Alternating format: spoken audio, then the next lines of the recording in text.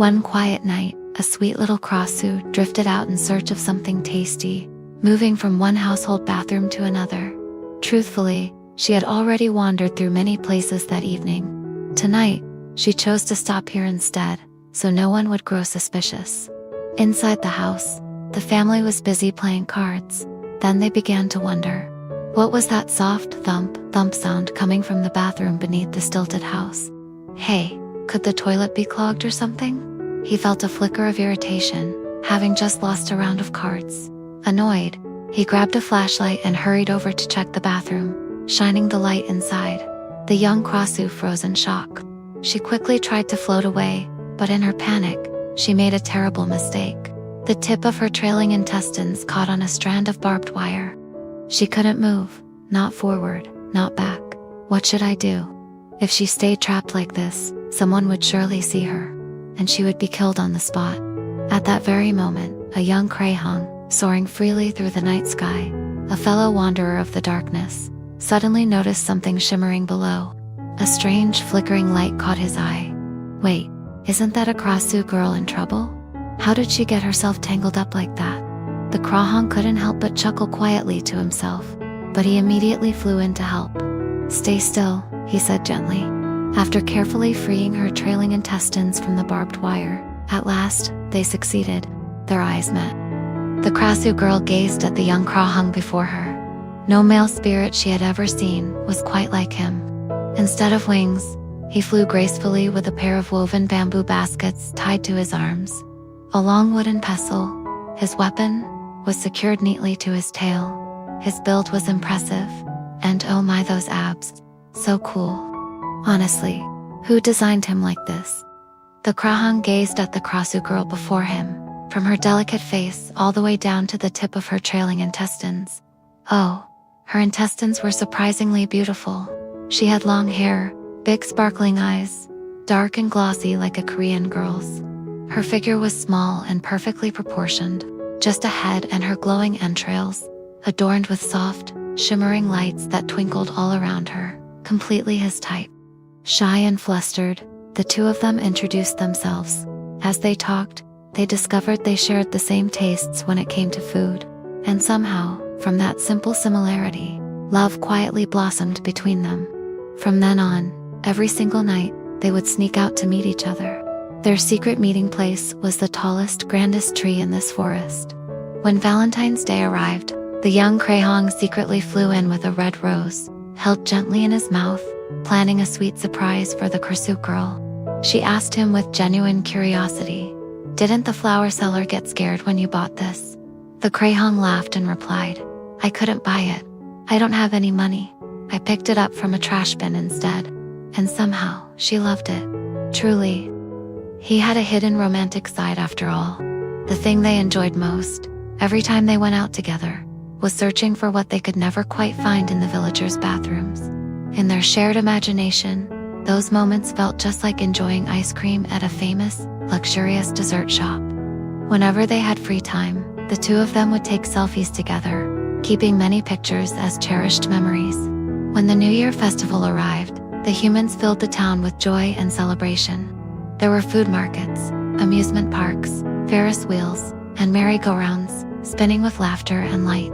The two of them could only watch from afar. They knew they could never join in. Seeing the longing in her eyes, the young Krahang understood how much she wanted to experience an amusement park, even just once. So he gently invited her instead, to enter a haunted cave together. Inside the cave, there were so many fake ghosts on display. The two of them laughed, played around, and enjoyed themselves immensely. But suddenly, they had to quickly hide in a corner. A mother and her child were walking in. The little boy noticed something shimmering and glowing, and he ran closer to take a look. "Mom, this Krasue looks so real," he exclaimed. His mother stepped closer, examined her carefully, and nodded. "Yeah, it really does look real," she said. The two of them laughed together and walked away. The Krasue girl finally let out a quiet sigh of relief. That night, there was also an outdoor movie screening at the festival. So the two of them sneaked over to secretly watch the film together. It was a Nang-nak ghost movie, the one with those long stretching arms. The humans watched in fear, gasping and screaming at the scary moments. Some couples clutched each other tightly in fright. Somehow, it all felt incredibly romantic. As they watched the movie together, they had to stay constantly alert, careful not to be seen.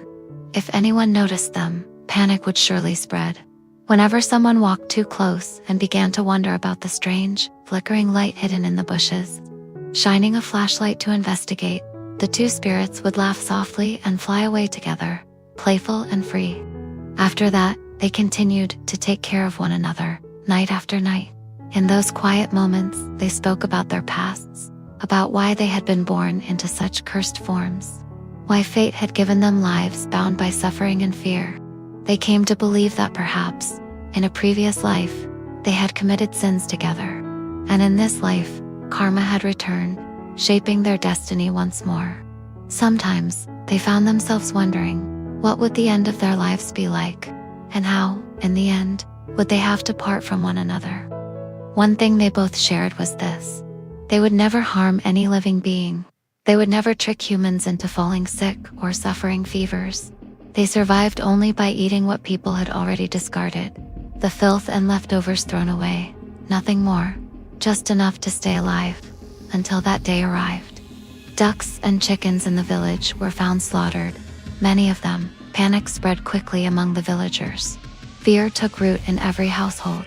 Everyone was certain it had to be a Krasue sneaking in to feast on the animals.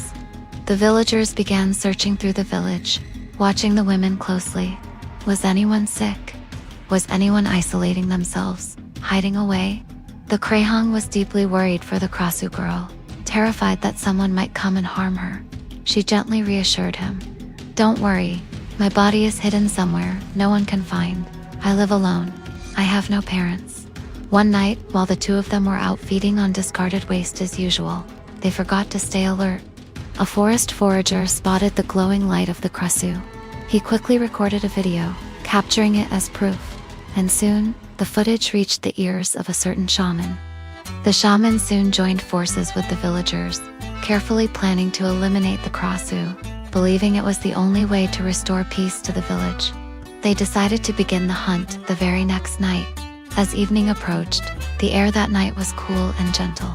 The Krasue girl arrived early, waiting for the Krahang just as she did every single day, at their usual meeting place. Ready to wander together through the night, searching for something to eat, just like every night before. She watched a pair of fireflies drifting through the air, playfully showing their lights to one another, glowing back and forth in quiet joy. As she gazed at them, her own cursed light began to flicker without her noticing. That unlucky shimmer caught the eyes of the villagers nearby. The moment they saw it, they shouted, calling others to come quickly. People poured in from every direction, surrounding her, closing in to capture the Krasue. The Krasue girl froze in terror. The flames burning brightly in the villagers' hands filled her vision. Fear overwhelmed her until she could no longer think or move. Cornered, with nowhere left to flee, she was just moments away from being attacked by the villagers. The shaman did not hesitate. He seized the weapon prepared for killing at once and fired. The bullet was imbued with dark spells and ancient incantations. The Krahang did not see it coming. Without a second thought, he rushed forward, flying in to shield her. And so, the enchanted bullet meant for the Krasue struck him instead. A bullet soaked in sorcery, fired by the shaman, and received by the one who chose to protect her with his life. His body fell, crashing down onto the ground below. The Krasue girl flew to him at once, collapsing against the Krahang's chest. Her tears streamed endlessly, glowing trails falling without pause. She cried as if her heart were being torn apart. She never should have let this happen. Regret crushed her breath as she held him there, knowing that this pain could never be undone.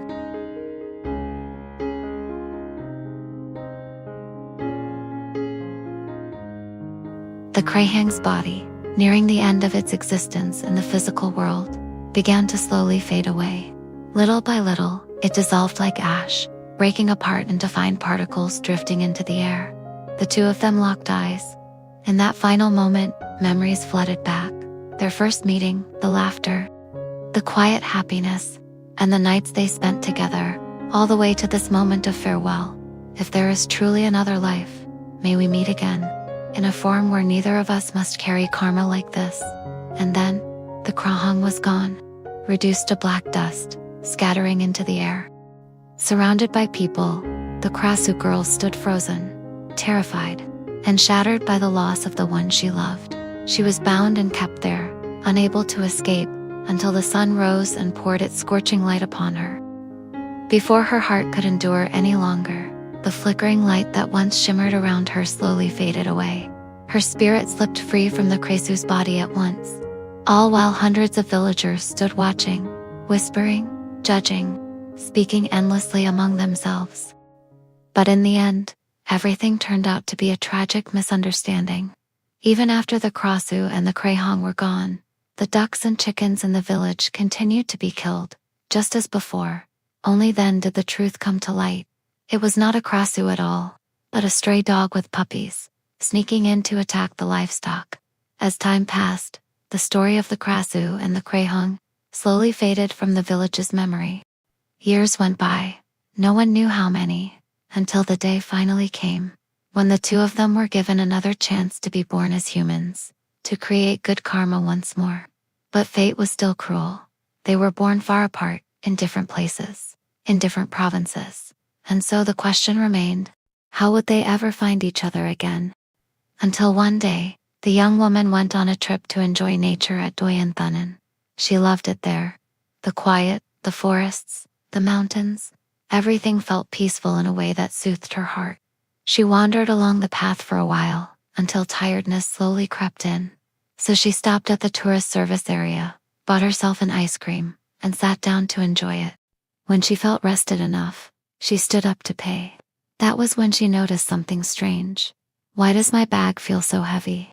She tried to walk forward, dragging it along, and suddenly, the chair she had been sitting on scraped along the ground, following right behind her.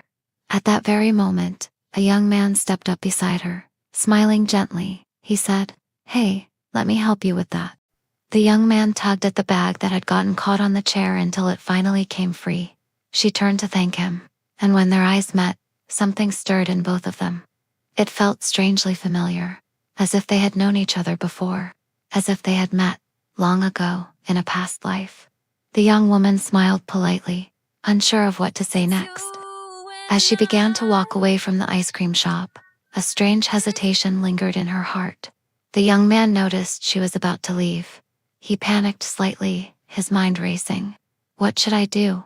How can I keep her here, just a little longer? So he started a conversation, casual and careful. Are you traveling alone?" She stopped in her tracks. A small spark of happiness flickered inside her.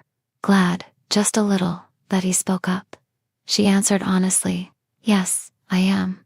I just went through a breakup, actually. So I wanted to find some peace." She laughed softly. "Guess you asked at the perfect moment. I'm freshly heartbroken, still warm, still hurting." She slowly walked back toward him, waiting quietly for his next question. The young man laughed nervously.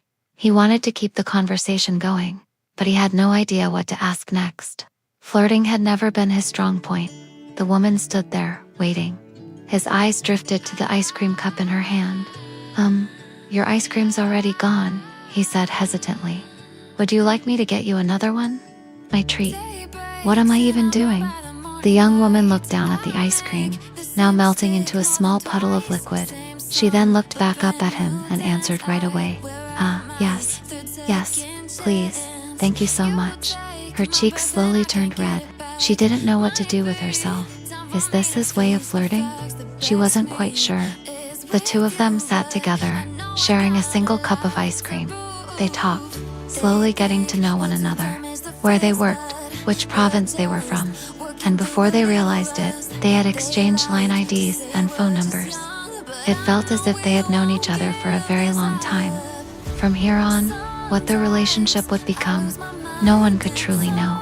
But as long as they were given the chance to be born as humans once again, if fate had brought them together this time, let them remember to build merit and goodness together, to be lovers in a way that is kind and mindful, to love without causing harm or suffering to others, so they would never have to relive the painful past that once tore them apart. People do not meet by coincidence. When karma aligns, when merit aligns, no matter where we are, no matter how far apart, we will always find our way to each other. And what about you? Have you begun creating something good together with the one beside you yet?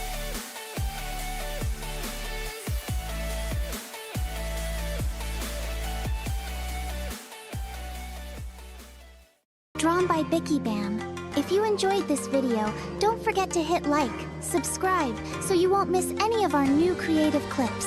Support our art journey with a super thanks. See you again in the next clip. Coming soon.